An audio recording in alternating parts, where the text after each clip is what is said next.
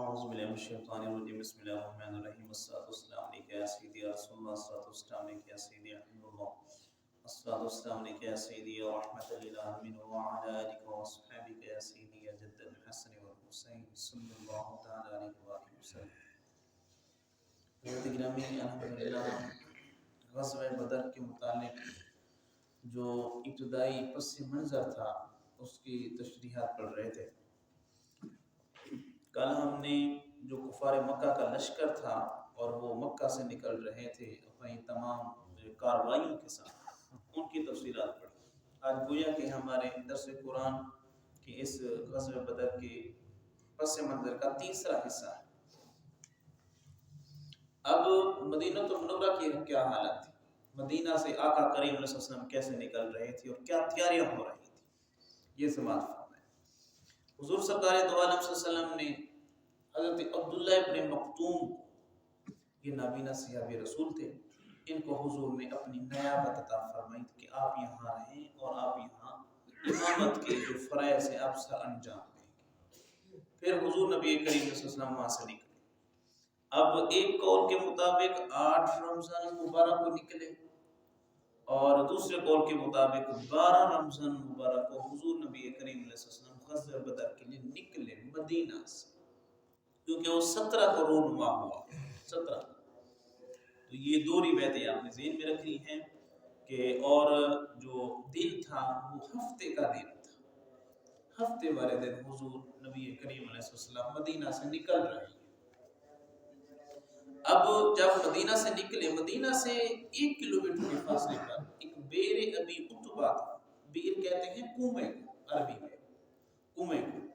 تو وہاں حضور ٹھہرے اور آقا کریم علیہ السلام نے جو ہے نا سواریوں کو بھی پانی پلوایا، صحابہ نے بھی پانی پیا، اور اس کے بعد آقا کریم علیہ السلام نے حکم فرمایا کہ اس کا جائزہ لیا جائے آپ نے لشکر کا کہ کتنے لوگ ہیں.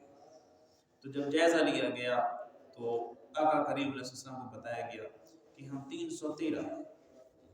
اس کے بعد مقام روحہ، اس کے اوپر آقا کریم علیہ السلام نے جو چھوٹی عمر کے لڑکے تھے، مثال کے طور پر 14 15 16 17 اس عمر کے جو لڑکے تھے، آقا کریم علیہ السلام نے 9 عمر لڑکوں کو واپس پلٹا دیا کہ تم واپس چلے جاؤ، تمہاری عمر چھوٹی ہے، تمہارا یہ کام نہیں ہے. ان میں سے کون کون سے 9 عمر لڑکے؟ حضرت عبداللہ ابن عمر تھے، سبحان اللہ، حضرت اسامہ بن زید، حضرت رافع بن خدیج، ان کی چھوٹی عمر تھی، اب یہ لڑک پر کیوں؟ حضرت برا بن عازب، حضرت اسید بن حدیر، حضرت زید بن ارقم، حضرت زید بن ثابت، حضرت عمیر بن ابی وقاص. یہ وہ صحابی رسول تھے جو آقا کریم صلی اللہ علیہ وسلم کی اس غزوہ بدر کے موقع پر اب ان کی عمر چھوٹی تھی. حضور نے حضرت عمیر بن ابی وقاص کو جب واپس کیا نا تو آپ رونے لگے، آپ گریہ کرنے لگے کہ یا رسول اللہ نہیں، میں آپ کے ساتھ جاؤں گا. تو آقا کریم علیہ السلام نے ان کے رونے کی وجہ سے ان کو اجازت عطا فرما دی. ان کی عمر تھی 16 سال، 16 سال ان کی عمر تھی. انہوں نے کہا نہیں، میں نے جانا ہے آپ کے ساتھ. تو آقا کریم علیہ السلام نے ان کو اجازت عطا فرما دی، اور حضرت عمیر بن ابی وقاص وہ بھی غزوہ بدر کے موقع پر شہید ہو گئے. ان کو بھی اللہ تعالیٰ نے شہادت کا رتبہ عطا فرمایا. اب یہ یہاں سے چل پڑے ہیں اور 313 ہیں. آقا کریم علیہ السلام نے 313 کی عدد کے اوپر مسکراہٹ کا اظہار کیا کہ ہم بھی 313 ہیں. اور وہ جو طالوت کی لڑائی ہوئی تھی جالوت کے ساتھ حضرت داؤد علیہ السلام کے زمانہ اقدس کے اندر، ان کی تعداد بھی 313 تھی. تو ہمارا عدد ان کے ساتھ ملتا جلتا ہے. حضور مسکرائے. اس کے بعد جب مدینہ المنورہ کو آپ الوداع کرنے لگے، حضور نے مدینہ کے لیے دعا فرمائی. یہ سننے کے قابل ہے. آقا کریم علیہ السلام نے مدینہ کو مخاطب کر کے اور اللہ سے دعا کی، رب العالمین سے دعا کرنے لگے، اے اللہ، بلا شبہ یقیناً ابراہیم تیرے بندے، تیرے خلیل اور تیرے نبی تھے. انہوں نے مکہ کے لیے دعا کی، اور میں محمد تیرا بندہ، تیرا نبی ہوں، میں مدینہ کے لیے دعا کر رہا ہوں. انہوں نے مکہ کے لیے دعا کی تھی، میں مدینہ کے لیے دعا کر رہا ہوں. اب کیا دعا کی؟ آقا کریم علیہ السلام نے التجا کی، اے اللہ، ان مدینہ والوں کے سع، مد اور پھلوں میں برکت عطا فرما. سا اور مد کہتے ہیں ایک پیمانے ہیں ناپنے کے پیمانے، جیسے ہمارا 1 کلو کا 2 کلو کا مختلف وہ رکھے ہوئے ہوتے ہیں، وہ بھی ماپنے کے لیے۔ حضور نے فرمایا اے اللہ مدینہ کے سا کے اندر بھی برکت عطا فرما، مد کے اندر بھی برکت عطا فرما، اور ان کے پھلوں کے اندر بھی برکت عطا فرما۔ پھر حضور نے فرمایا اے اللہ میں مدینہ کو محبوب بناتا ہوں، میں مدینہ سے بہت محبت کرتا ہوں، اس میں موجود بیماریوں کو اور وباؤں کو خم کی طرف پھیر۔ خم ایک علاقہ تھا جو حجف سے 3 کلومیٹر کے فاصلے پر تھا۔ حضور نے فرمایا اے اللہ اس میں جتنی بیماریاں ہیں، جتنی وبائیں ہیں، ان کو خم کی طرف پھیر، میرے مدینہ کو مجلہ و مصفح کر دے۔ آخری الفاظ سننے کے قابل ہیں۔ حضور نبی کریم علیہ السلام نے فرمایا اے اللہ میں ان سیاہ پتھروں کی درمیانی زمین، کیونکہ مدینہ المنورہ کے ارد گرد پہاڑ ہیں اور وہ مختلف قسم کے ہیں، کالے بھی ہیں، آقا کریم علیہ السلام نے کالے پتھروں کی طرف اشارہ فرمایا۔ میں اے اللہ ان کالے پتھروں کی ارد گرد جو درمیانی زمین ہے کیا ہے، میں اس کو اس طرح حرم قرار دے رہا ہوں جس طرح کہ ابراہیم علیہ السلام نے مکہ المکرمہ کو حرم قرار دیا تھا۔ یہ بہت بڑی بات ہے حضرات گرامی، بہت بڑی بات ہے کہ حضور مدینہ کو حرم قرار دے رہے ہیں، اس کی عزت کی وجہ سے، اس کے شرف کی وجہ سے، اس کی فضیلت کی وجہ سے حضور فرما رہے میں بھی اس کو حرم قرار دیتا ہوں۔ اس وجہ سے حضرت امام مالک رحمۃ اللہ تعالیٰ نے اب جب مدینہ کی حدود میں داخل ہوتے جوتا نہیں پہنتے تھے، ان کو پتا تھا یہ کوئی عام زمین نہیں ہے کہ یہاں بندہ اپنی مرضی کے ساتھ گھومتا رہے اور جو کرتا ہے پھرتا ہے۔ یہ تھا ادب مدینہ، یہ تھا ادب رسول۔ حضرت امام مالک نے کبھی جوتا بھی نہیں پہنا تھا اور قضائے حاجت کے لیے مدینہ کے گرد و نواح میں بھی نہیں، دور جا کے قضائے حاجت کیا کرتے تھے۔ یہ تھا ادب مدینہ، سبحان اللہ۔ تو آقا کریم صلی اللہ علیہ وسلم نے جب مدینہ کو الوداع کیا غزوہ بدر کے لیے، آپ نے یہ جملے ارشاد فرمائے اور اس کے پاس چل پڑے۔ ایک بندہ تھا حبیب بن اساف، وہ بھی ساتھ چل رہا تھا اپنے قبیلے کو سپورٹ کرنے کے لیے اور مال غنیمت حاصل کرنے کے لیے۔ حضور نے فرمایا ہمارے ساتھ وہ چلے جس کے دل کے اندر نہ تو مال کی محبت ہو، صرف اور صرف دین کے لیے چلے۔ تو حضرت اساف حبیب بن اساف انہوں نے فوری کلمہ پڑھا، انہوں نے کہا یا رسول اللہ مجھے کلمہ پڑھائیے، میں آپ کے ساتھ چلوں۔ انہوں نے کلمہ پڑھ لیا اور وہ بھی حضور کے ساتھ چل پڑے۔ اب جب چل رہے تھے آقا کریم علیہ السلام نے لشکر کی حالت کو، منظر کو مد نظر رکھتے حضور نے دعا فرمائی لشکر والوں کی۔ آقا کریم علیہ السلام نے فرمایا اللہم انہم حفاة فاحملہم، اے اللہ یہ ننگے ہیں، یہ ننگے پاؤں ہیں، ان کو سواریاں عطا فرما۔ آپ کو پتا ہے صرف 70 اونٹ اور 2 گھوڑے اور بندے کتنا 313۔ اب خود اندازہ لگا لیں کیسے وہ معاملات ہو رہے ہیں۔ اور ادھر وہ اہل مکہ ایک مقام پر رکے، 10 اونٹ ذبح کر کے وہ کھاتے ہیں، دوسرے مقام پر رکے 10 اور ذبح کر کے وہ کھاتے ہیں۔ یہ تو ان کا کھانا اتنا ہے تو سواریاں کتنا ہوگی ان کے پاس۔ بہرحال حضور نے دعا فرمائی وَأُرَاكُمْ فَأَقْسِمْ، اے اللہ یہ ننگے بدن آئے ہیں، کسی کے پاس ایک چادر ہے، کسی کے پاس گزارا کیا ہوا، ان کو لباس عطا فرما۔ وَجِيَاءٌ فَأَشْبِعْهُمْ، یہ بھوکے ہیں ان کو تو خوب سیر فرما دے۔ وَعَالَةٌ، یہ غربت میں ہیں، یہ فاقے میں ہیں۔ فَأَغْنِهِمْ بِفَضْلِكَ، اپنے فضل کے ساتھ انہیں بھی غنی کر، انہیں بھی مال عطا فرما۔ حضور نے یہ دعا فرمائی اور اس کے پاس چل پڑے۔ صحابہ کرام کے پاس 70 اونٹ 2 گھوڑے تھے، ہر اونٹ کے اوپر 3 بندے سواری کیا کرتے تھے، 3 بندے سواری کیا کرتے تھے۔ اب ایک روایت میں یہ ہے کہ حضرت مولا علی، جس اونٹ کے اوپر حضرت مولا علی تھے اور حضور کی ذات تھی، اور حضرت ابو لبابہ تھے۔ یہ حضرت ابو لبابہ وہی ہیں جن کو مقام روحہ سے حضور نے واپس لوٹا دیا تھا۔ ابو لبابہ، ان کو فرمایا تھا تم واپس چلے جاؤ اور مدینہ کی جو ریاست ہے اس کی جو وزارت ہے وہ میں تمہیں سپرد کر رہا ہوں، تم نے مدینہ المنورہ کے امور کو نپٹانا ہے تو تم واپس چلے جاؤ۔ یہ وہی ہے حضرت ابو لبابہ۔ اب یہاں سے چلتے رہے اور 2 گھوڑے تھے، ایک گھوڑا حضرت زبیر بن العوام کے پاس تھا اور ایک گھوڑا حضرت مقداد بن اسود کے پاس تھا، اور ایک اور دوسری روایت کے مطابق 3 گھوڑے تھے، وہ تیسرا جو گھوڑا تھا وہ حضرت مرثد غنوی کے پاس تھا۔ ایک روایت 3 گھوڑوں کی بھی آتی ہے کہ 3 گھوڑے تھے۔ اب یہاں سے نکلے، جب جا رہے تھے راستے میں آقا کریم صلی اللہ علیہ وسلم نے ایک ہرن کو دیکھا، اب شکار بھی کرتے چلے جا رہی ہیں اور چلتے بھی جا رہے ہیں، حضور نے ہرن کو دیکھا اور حضرت سعد بن ابی وقاص کو فرمایا کہ ہرن کو دیکھو۔ حضرت سعد بن ابی وقاص بہت بڑے زبردست قسم کے تیر انداز تھے، انہوں نے فوری اپنا کمان نکالی اور تیر کو بالکل سیدھا کیا۔ جب تیر کو سیدھا کیا، سبحان اللہ کیا وہ عالم ہوگا، آقا کریم علیہ السلام نے اپنی تھوڑی مبارک حضرت سعد بن ابی وقاص کے کان اور کندھے کے درمیان میں رکھ دی۔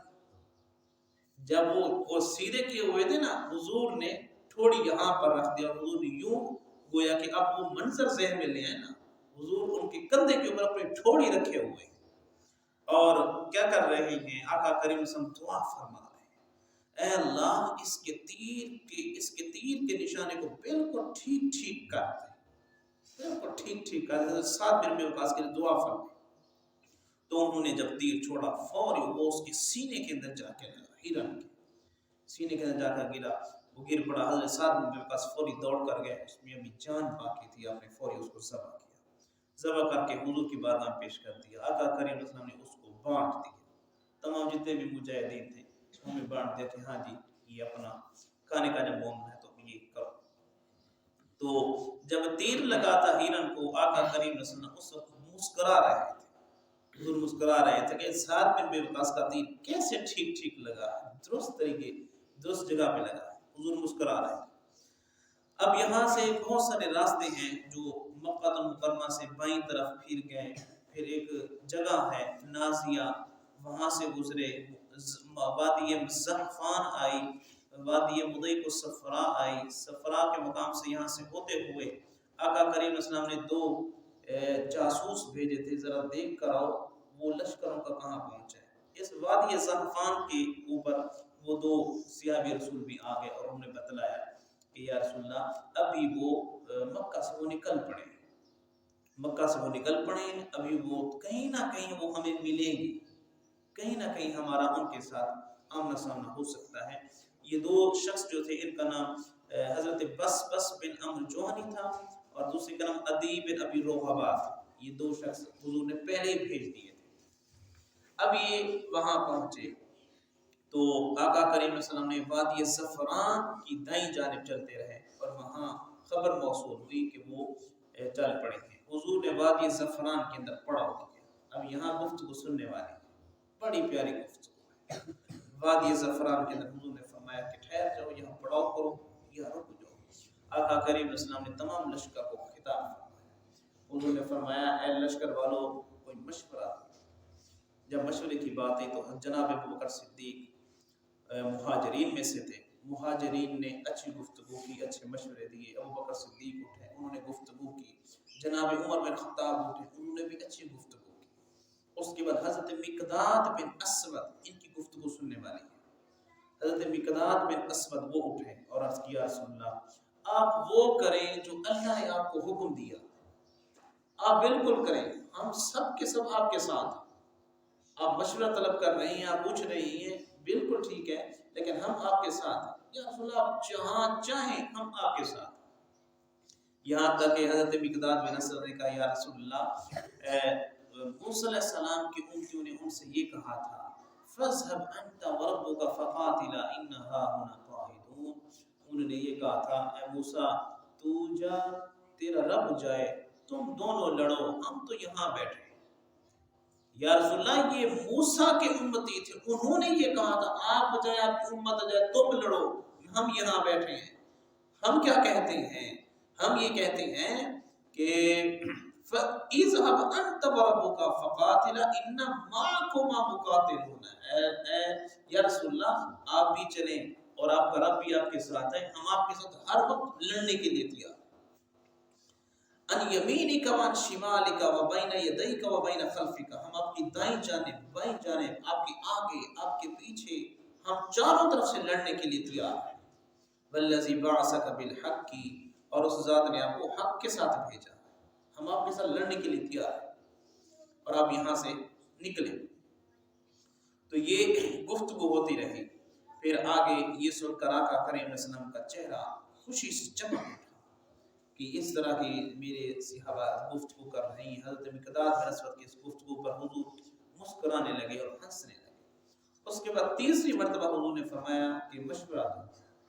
اصل میں آقا کریم علیہ السلام جو یہ دوبارہ مشورہ طلب کر رہے ہیں، اس کی خاص وجہ تھی۔ وجہ یہ تھی کہ اس لشکر کے اندر دو طرح کے صحابہ موجود تھے۔ ایک تو مہاجرین صحابہ تھے جو ہجرت کر کے آئے تھے مکہ سے مدینہ کی طرف، اور دوسرا انصار صحابہ کرام تھے۔ مہاجرین میں سے جناب بکر صدیق، جناب عمر بن خطاب اور حضرت مقداد بن اسود، یہ مہاجرین میں سے تھے۔ انہوں نے تو رائے کا اظہار کر دیا، یا رسول اللہ آپ چلیں، ہم آپ کے ساتھ ہیں، ہم لڑنے کے لیے تیار ہیں۔ حضور نبی کریم علیہ السلام ذرا توجہ فرمانا چاہتے تھے انصار صحابہ کرام میں سے کوئی اٹھے، کیونکہ یہ تو پہلے یہاں کے رہنے والے مدینہ کے، اور انہوں نے کافی مدد کی ہے مہاجرین صحابہ کرام کی بہت۔ لیکن حضور تیسری مرتبہ کہہ رہے ہیں، حالانکہ مشورہ تو ایک مرتبہ ہی کافی تھا، دوسری مرتبہ ہی کافی تھا، لیکن تیسری مرتبہ دوبارہ فرما رہے ہیں۔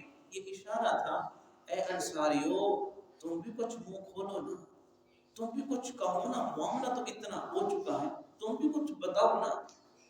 تو جب تیسری مرتبہ کہا تو حضرت سعد بن معاذ جو انصاریوں کے سردار تھے وہ کھڑے، انہوں نے کمال گفتگو کی۔ حضرت سعد بن معاذ وہ عرض کرنے لگے، یا رسول اللہ لگتا ہے آپ ہماری طرف چہرے انور کو پھیرنا چاہتے ہیں۔ حضور نے فرمایا ہاں ہاں، میں یہی تو کہنا چاہتا ہوں، میں یہی تو سننا چاہتا ہوں کہ اے انصاریو تمہاری کیا رائے ہے، تم کچھ بولنا چاہتے ہو، تم کچھ کہنا چاہتے ہو؟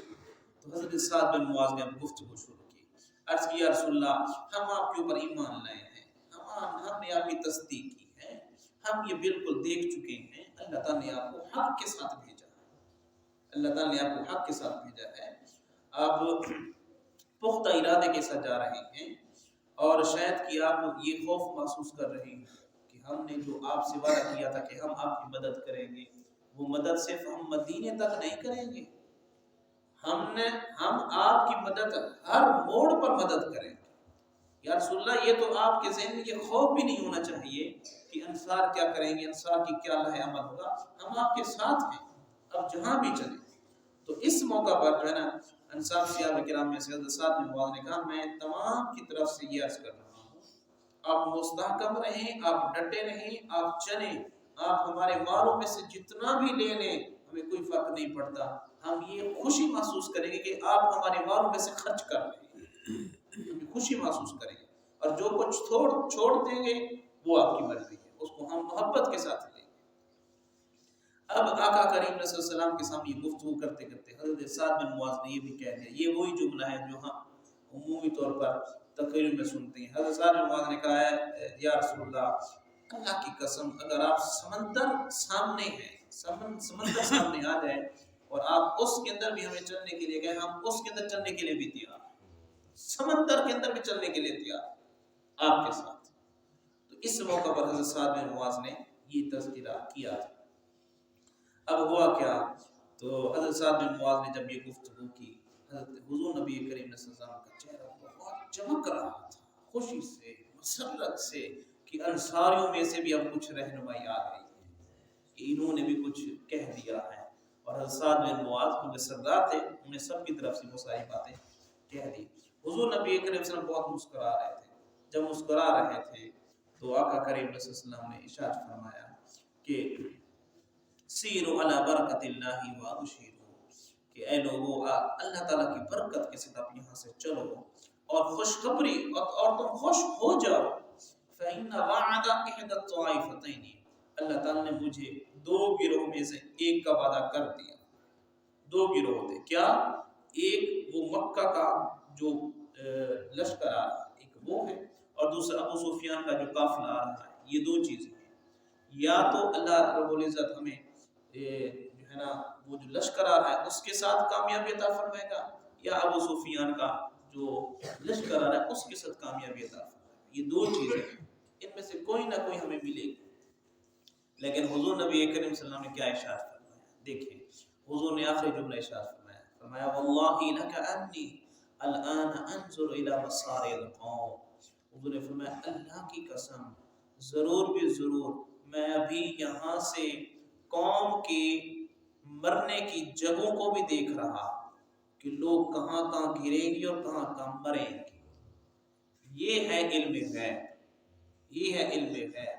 ابھی دیر ہے، ابھی 3-4 دن رہتے ہیں غزوہ بدر کو، لیکن حضور وادی زعفران کے اوپر کھڑے ہو کر فرما رہے ہیں اللہ کی قسم میں تو اپنے دشمنوں کے گرنے کی جگہوں کو بھی دیکھ رہا کہ وہ کہاں کہاں گریں گے اور کہاں کہاں ان کو موت آئے گی اور وہ واصل جہنم۔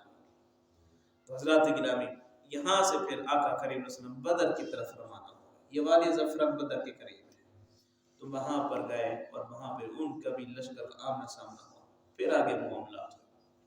تو الحمدللہ 3 دنوں کے اندر ہم نے اس کے پس منظر کو نمٹایا اور اس کو بیان کیا کہ کیسے چلے اور کس حالت میں چلے۔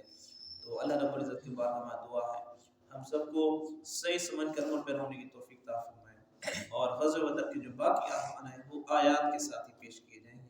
اللہ رب العزت ہم سب کو آپس میں اخوت قائم کرنے کی توفیق عطا فرمائے اور محبت برقرار رکھنے کی توفیق عطا فرمائے۔